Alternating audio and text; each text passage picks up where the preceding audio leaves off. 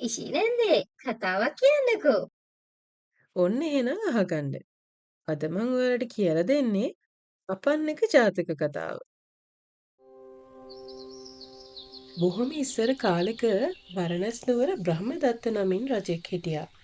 ඒ කාලේ බෝධිසත්වයෝ උපන්නේ ගැල් වෙළඳාම යන පවුලක. ඉතින් බෝධිසත්වයෝ තරුණ වයසට පත් වෙලා ඒ ගැල් වෙළඳාම සරුවට කළා. ඔය අතරේ බරණැසම තවත් වෙළඳාම්කරුවෙක් හිටියා. හැබැයි ඔහු නම් මෝඩයෙක්. නුවණින් වැඩ කරන්න නම් දන්නේ නැහැ. දවසක් බෝධිසත්වයෝ ගැල් 500ක් රැස් කරලා ඒවා වටිනා බඩු වලින් පිරෙව්වා. ඔහුගේ අදහස වුණේ බටහිර පැත්තට වෙළඳාමේ යන්නටයි. එතකොටම අර මෝඩ ගැල් වෙලෙන්දත් තමන්ගේ ගැල් 500 සූදානම් කරන්න ගත්තා. ඔහුත් බටහිර පැත්තටමයි යන්න හදන්නේ. එතකොට බෝධිසත්වයෝ කල්පනා කරලා මෙහෙම කිව්වා. මිත්‍රයා, අපි දෙන්නාම එකවර වෙළඳාමට යන එක දෙන්නාටම කරදරයක්. ඒ නිසා අපි කවුරු හරි ඉස්සර වෙලා යමු. දැන් එතකොට කලින් යන්නේ ඔබද මමද? එතකොට මෝඩ ගල් වෙලෙන්දා මෙහෙම කල්පනා කරා. මං කලින් ගියොත් වාසි ගොඩක් තියෙනවා. ගවයන්ට තනකොළ තියෙනවා. අපිට වෑංජන වලට පලා වර්ගත් ලැබෙනවා. ජල පහසුව ලැබෙනවා, බඩු විකුණන්න ලැබෙනවා. ඒ හින්දා මං කලින් යන්න ඕනේ.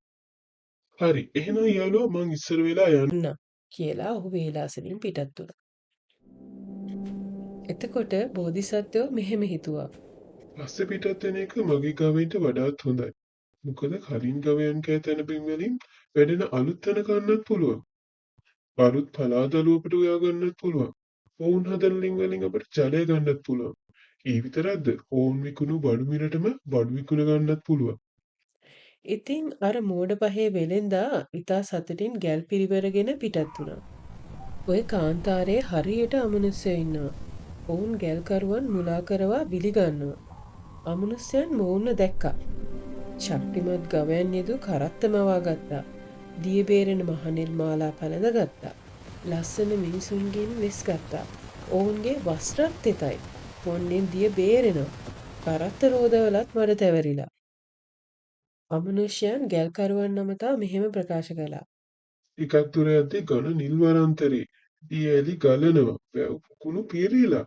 අපි මේ එහෙ ඉඳන් එන ගම මෙතනින් එහාට වතුර වැඩක් නැහැ. ඕවා හලා දමන්න ගවයන්ටත් හැලුයි ගමනත් පහසුයි.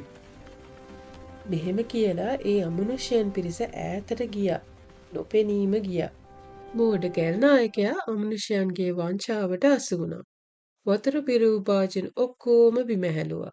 සැහැල්ලුවෙන් ගමන පිටත් වුණා. පේන තෙක් මානෙක තිබුණේ කාෂ්ඨක වැල්ල විතරයි. පිපාසයට බොන්න ජලයේ බිඳක් තිබුණේ නැහැ. දැන් රෑ බෝ වෙන්නත් පටන් ගත්තා. සමහර මිනිස්සු ක්ලාන්ත වෙන්නත් පටන් ගත්තා. මිනිස්සු ටිකෙන් ටික දුර්වල වෙලා තැන් තැන්වල නොදැනීම නින්දට වැටුණා. මැදියම් රැය උදා වෙත්ම කලින් පැමිණි අමනුෂ්‍යයන් නැවත පැමිණියා. සියලු මිනිසුන්ව සහ ගවයින්ව මරා දමා ඔවුන්ගේ මස් කා ලේ බීලා ඔවුන්ගේ ඇටකඩු විතරක් ඉතුරු කළා. මෙහෙම කාලයක් ගත වුණා. බෝධිසත්වයෝ මාසයකට හමාරකට පස්සේ ගැල් 500ක් රැගෙන වෙළඳාමේ යාමට පිටත් වුණා. පෙර කාන්තාරයට පැමිණිය පසු ඔහු තම සේවකයන් මෙසේ එමතුවා. මිත්‍රවරුනි, දැන් මේ අපි පිවිසෙන්නේ යොදුන් 60ක කාන්තාර ගමනටයි. හොඳින් මතක තියාගන්න, මට නොකිය වතුර බිඳුවක් අහක දාන්න එපා. මේ කාන්තාරයේ විෂ පලා වර්ග, විෂ ගෙඩි වර්ග පිරී තියෙනවා. මට නොකිය ඒ කිසි දෙයක් කෑමට ගන්න එපා.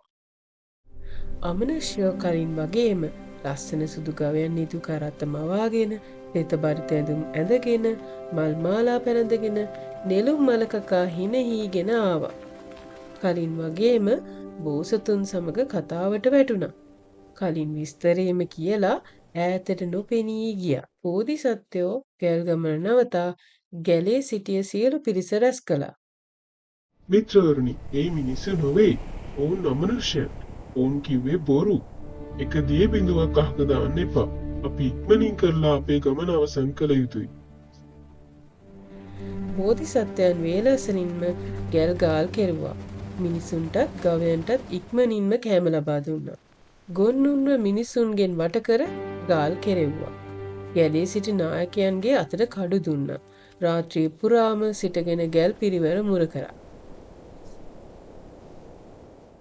පසුවදා උදෑසනම නැවත ගමන්න ආරම්භ කළ බෝධිසත්වයන් ඇතුළු පිරිස කලින් ගැල්කරුවන් පිරිසූ නැවතූ තැනටම ආවා.